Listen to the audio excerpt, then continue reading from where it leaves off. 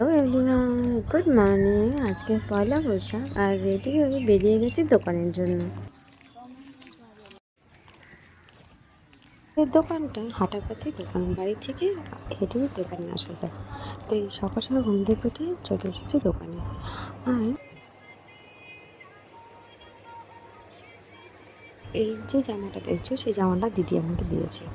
তো বাবা আর দাদা সকালেই চলে এসেছিলো দোকানে। সকালে দোকানে এসে দোকানে জায়গাটা ঠিকঠাক করার জন্য। আর আমি সকালে এসে পুজোর যত সব সামগ্রী সব ঠিকঠাক করে রেখেছি।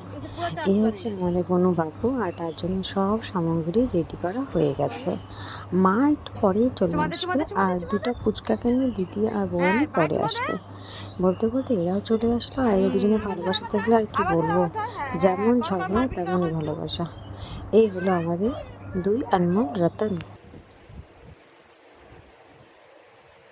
ছোটোবেলার মতনই একটা নতুন জামা পরে দোকানে পুজোতে আসবো, সত্যি একটা আলাদা অনুভূতি। আর আমার এই অনুভূতিটা সত্যি ভালো লাগে। প্রত্যেকবারের মতন পয়লা বৈশাখে নতুন জামা পরে এসে গেছি দোকানে। সবাই একটা করে নতুন জামাতে পরেই থাকে। ইনি ছিল আমার মা, আর এখন মা মঙ্গলঘট বসাচ্ছে।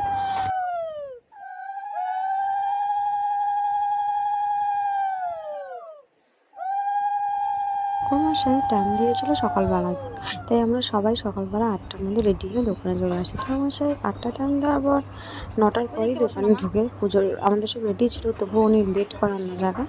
আর এই যে ঠাকুরমশাইটা দেখতে পাচ্ছ, তিনি আগে পুজো করতো না, এখন 2 বছর থেকে এখন আমাদের দোকানে পুজো করে। আর আগে যে আমাদের ঠাকুরমশাইটা পুজো করতো, এখন উনি একটু বাইরে থাকে বলে উনি আর এখন এই পুজোটা করে না। এখন আমরা এই ঠাকুরমশাইটা দিয়ে পুজো করিয়ে থাকি। পুরো ভিডিওটা দেখো, কোনো রকম স্কিপ না করে। আর এই হচ্ছে আমাদের দোকানে মানে সবাই চলে আসলো। দিদিও এবছর এখানেই ছিল, কারণ আমার দিদি কবের থেকেই বাড়িতে আসে না। তো বললাম তুই পুজোতেই চলে আয়।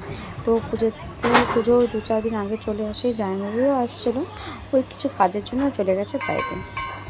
ঠাকুরমশাই বসে গেছে পুজোতে।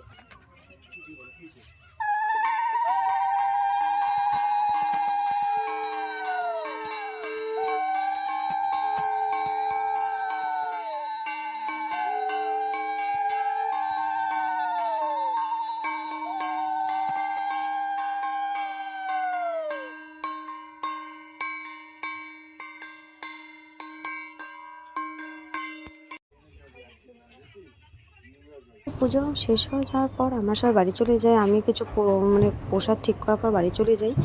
আর আমার এই ভিডিওটা ভালো লাগলে প্লিজ বন্ধুরা সাবস্ক্রাইব করে দিও। নেক্সট ব্লগে আবার দেখা হবে, ততদিন ভালো থেকো, বাই বাই।